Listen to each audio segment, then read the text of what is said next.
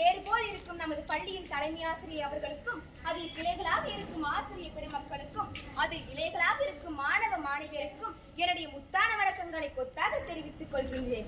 வானம் பொழிகிறது, பூமி விளைகிறது, உனக்கேன் கொடுக்க வேண்டும் கிஸ்தி என்ற வீரபாண்டிய கட்டபொம்மனும், ஆங்கிலேயர்களுக்கு சிம்ம சொப்பனமாகி போன தீரன் சின்னமலையும், ஆங்கிலேயரிடமிருந்து சிவகங்கையை வெற்றிகரமாக மீட்ட வேலுநாச்சியாரும் ஆங்கிலேயரை எதிர்த்து போராடினார்கள். மகாத்மா காந்தி, காமராசர், கக்கன், பெரியார், பாலகங்காதர திலகர் மற்றும் பிற ஏனைய தலைவர்களும் அகிம்சை வழியில் போராடி நமக்கு சுதந்திரத்தை பெற்றுக்கொண்டனர். ஒருவர் ஒரு கவிஞரிடம் கேட்டார், இந்தியாவினுடைய மிகப்பெரிய சவால் மற்றும் பணி எது என்று. அதற்கு அந்த கவிஞர் சொன்னார், பெற்ற சுதந்திரத்தை பேணி பாதுகாப்பதே என்றார்.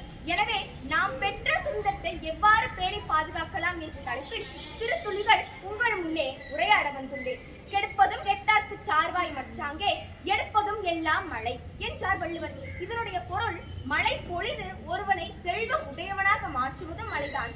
மழை பெய்யாமல் ஒருவனை வறுமையில் தாழ்த்துவதும் மழைதான்.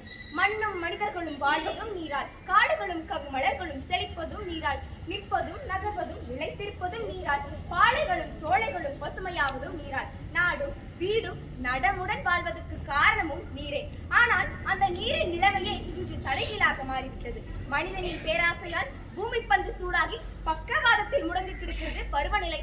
ஒரு காலத்தில் மாதம் மும்மாறி பொழிந்த மழை இன்று 3 ஆண்டுக்கு ஒரு முறை ஐயோ பாவம் என்று எட்டி பார்த்துவிட்டு போகிறது.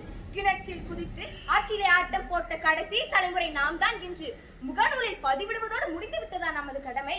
அடுத்த தலைமுறை அனுபவிக்க வேண்டிய அத்தனை வளங்களையும் அளித்த தலைமுறை நாம் தான் என்பது மறந்து போவது எந்த வகையில் நியாயம்? காவிரி தென்பண்ணை பாடாறு தமிழ் கண்டதொரு வைகை பொருணை நதி என மேவிய ஆறுகள் பலவோட திருமேனி செழித்த தமிழ்நாடு என பாரதியார் புகழ்ந்தார். ஆனால் அப்படிப்பட்ட ஆற்றில் நாம் இன்று கலப்பது சாக்கடை கலன்கள், குப்பைகள், தொழிற்சாலை கல்விகளையும் தான். 3ஆம் உலக போர் நீரால் தான் நிகழும் என்ற பேச்சிற்கு இடம் கொடுக்கலாமானா? மரம் எல்லோருக்கும் தோழன், மண் வனத்தை காக்கும் காவலர், மழையை கவரும் பசுமையான காதலன், சுற்றுப்புறத்தை அழகு செய்யும் தொழிலாளி, காற்றை தூய்மையாக்கும் விஞ்ஞானி. ஆதலால் மரம் வளர்ப்போம், மழை பெறுவோம், நீர்வளம் காப்போம். ஈரக்காற்று இதயம் வருட, மண் வாசனை மனதை பறிக்க, மண்ணிலே துள்ளி வெள்ளி முத்தாய் துள்ளி விழும் தூரல் மழை சடசடவென சாரல்கள் படபடவென பட்டு தெரிக்க, சட்டன மழையாய் மாறி சாரசாரமாய் தோரணம் கட்ட, பசியிலே வாடி உழவர் சந்தோஷத்தில் துள்ளி குதிக்க, மறுகணமே மாடு பூட்டி தம் மனம் குளிர விதை விதைக்கும் அழகிய தருணங்கள் அடிக்கடி நிகழ்ந்திடவே. வாருங்கள் தோழர்களே, தோழிகளே, மகத்தான மழை நீரை சேமிப்போம். மழையை முகர்ந்த மழை ஊற்றாய் உரியெடுத்து, ஓடைகள் பல ஓடி அருவியாய் ஆர்ப்பரித்து ஆரென்று பேரெடுக்கும். மண்ணை புகுந்த மழை குளத்தை நலம் விசாரித்து, ஊரணிய ஆயூர் சுற்றி கண்மாயில் கரை புரண்டு, கிணற்றின் அளவேற்றி வழியெங்கும் வளமாக்க கழுத்தாயின் மடியில் சேர்ந்து விட்டது. நீர் சொல்கிறது, மனிதா, பஞ்சபூதங்களில் ஒருவன் நான், பஞ்சமில்லா நீரை வாரி தந்தவன், தெருவிலே தேடி வந்து உன் தாகம் தீர்த்தவன். நீ வாழ நான் உனக்கு தியாகம் செய்தேன், நான் வாழ நீ எனக்கு துரோகம் செய்தாய். நான் செல்லும் இடங்களை எல்லாம் சேர்த்து வேலி போட்டாய், வேலி போட்டு இடங்களை எல்லாம் விற்று விலை கேட்டாய். மணல்களை எல்லாம் அள்ளி என்னை மௌனமாக்கினாய், மரங்களை எல்லாம் வெட்டி என்னை மலடியாக்கினாய். இலவசமாய் கிடைத்தேன், என்னை இழந்து விட்டு நிற்கின்றாய். பணம் கொடுத்து வாங்கினாலும் என்னை பற்றாக்குறையாய் பெறுகின்றாய். மனிதா, என்னை இழந்து விடாதே மனிதா, என்னை இழந்து விடாதே. இப்பொழுதே என்னை காத்துக்கொள். கதறி அள்ளக்கூட கண்ணீரின்றி பாடப் போகிறாய். காணல் நீரையும் கண்ணில் காணா கதியற்று நிற்கப் போகிறாய் என்று. இன்று நீரும் புலம்புகிறது. ஆனால் நாம் நீரை சேமிக்கிறோமா? இல்லையே. இந்தியாவிலேயே அதிக வெப்பமான பகுதிகளில் ஈரோடும் ஒன்று. அதற்கு காரணம் என்ன? நாம் மரங்களை வெட்டுவதுதான். உண்ணக்கனி, உடலுக்கு மருந்து, தடவ தைலம், எழுத காகிதம், எரிக்க விறகு, வசிக்க குடி, மறந்தான் மறந்தான் எல்லாம் மறந்தான், மறந்தான் மறந்தான் மனிதன் மரத்தையே மறந்தான். நீங்கள் கேட்கலாம் என்னை ஒரு கேள்வி. வள்ளுவரே வாரும், மக்கள் பண்பில்லாதவனை தாம் என்னவென்று சொல்லி மரமின்றி. மரம் என்றால் அவ்வளவு இல்வா? வணக்கம் அவ்வையே. நீட்டோலைவாசியான் யார் என்று மரம் என்று. மரம் என்றால் அவ்வளவு மட்டுமா? பக்கத்தில் யாரது? பாரதியா? பாஞ்சாலியை மீட்காத பாமரரை என்னவென்று மரம் என்று. மரம் என்றால் அவ்வளவு கேவலமா என்று கேட்டால் அதற்கெல்லாம் ஒரே பதில்தான், மரமில்லையே மனித குலமே இல்லை. அந்த காலத்தில் எங்கு பார்த்தாலும் மரங்கள் நிறைந்திருந்தது. ஆனால் இந்த காலம் அப்படியா?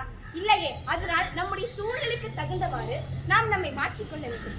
நாம் இன்று ஒரு புதிய நாகரிக சொல்லை பழகிக் கொண்டிருக்கின்றோம். அது என்னவென்றால், ஒரு பொருளை ஒரு முறை பயன்படுத்தி தூக்கி எறி என்பதாகும்.